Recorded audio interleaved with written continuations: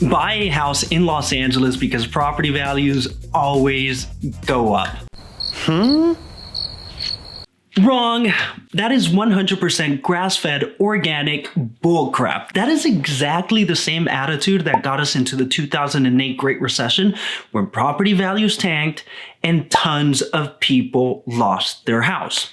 Look, property appreciation is a great way to make money in real estate. It's not the only way, but yes, you can make a lot of money through property appreciation. Now, wait for it, and you can lose a ton of money through property depreciation.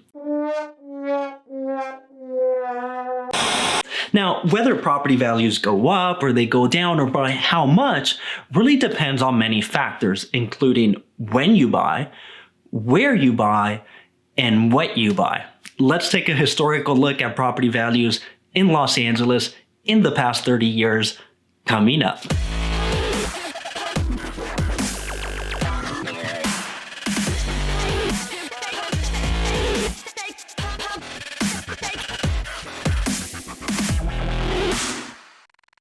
When you buy, some people say that property values in California go up by an average of 4 to 6% per year. But that really depends on when you buy and when you sell. For example, let's say you bought a house in 1990 and you sold it 10 years later.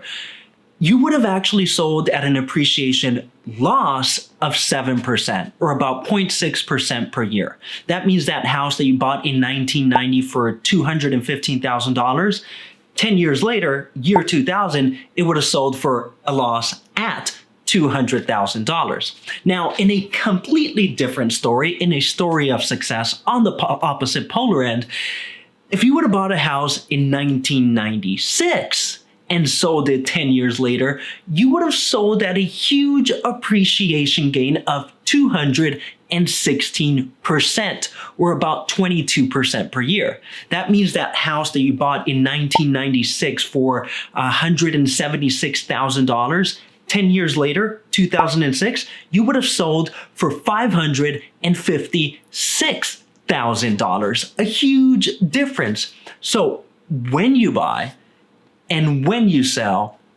definitely matters. Where you buy is also important. Not all properties go up or down in the same way. In fact, some properties can be going down in value while others can be going up in value during that same period.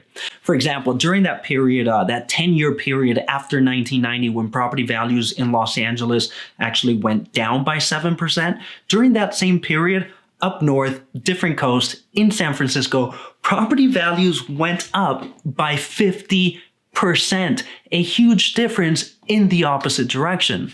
That's because when it comes to real estate, it is a very local thing. It's not so much about how the economy is doing in general, but how is it specifically doing in San Francisco, or in Playa Vista, or in Beverly Hills, or in whatever neighborhood you're looking to buy.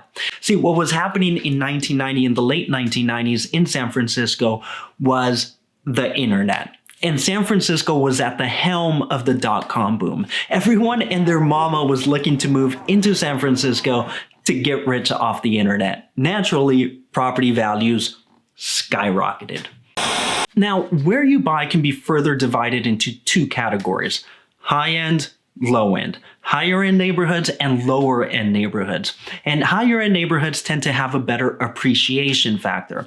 For example, during the Great Recession, from peak to bottom, from 2006 to 2010, while property values on the west side of Los Angeles in the wealthier neighborhoods like Santa Monica, West Hollywood, Beverly Hills, while property values went down by 20% in these areas, on the other side of town, in the lower end neighborhoods of Los Angeles, in South Central, property values went down by over 50%. And the same thing happened in suburbs or the desert cities like Riverside. So the question is, why buy one house in Santa Monica when you can buy 5 in the desert? Because Santa Monica tends to have a better appreciation factor. It is more resilient during times of crisis. It holds its value or its ground a lot better than a lower end neighborhood. Now, it's important to note that not all lower-end neighborhoods stay that way forever. In fact, a lower-end neighborhood in transition to a higher-end neighborhood can have a better appreciation rate than an already well-established high-end neighborhood. For example, during the boom prior to the Great Recession, property values in the west side of Los Angeles among the well-established neighborhoods went up by about 100%, a good chunk of money. Now, meanwhile, during that same period, the transitioning neighborhood of Venice Beach went up by 150%. Now, no one lost any money here, but definitely Venice Beach had a better appreciation or a higher appreciation rate than some of the well-established neighborhoods. And finally, what you buy also matters. That fantasy gingerbread-looking house that you bought because you think, oh, it's so cute and quirky, it's not going to appreciate in the same way as a house with more universal appeal. At the same time, that house that you bought that's already pimped out to the dime, it's not going to appreciate in the same way as a property that you buy that needs repairs and you do the repairs yourself. The biggest, most expensive house on the block is not going to appreciate in the same way as the cheapest house on the block. That's why my recommendation is buy the cheapest house that you can afford in the most expensive neighborhood. Buy the neighborhood, don't buy the house. Now, in summary, we want to recognize that property appreciation is an unreliable, capricious little beast. Property values may go up, or they may go down, or they might just stay flat. That's why my recommendation is buy because you can afford to buy.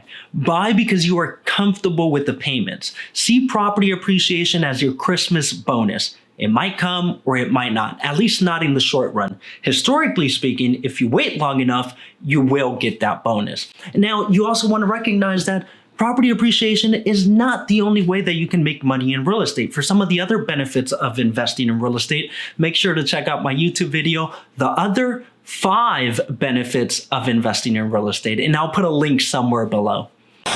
By the way, my name is Daniel Rangel. I'm a real estate agent in Los Angeles. If I can be of any help, it would be an honor.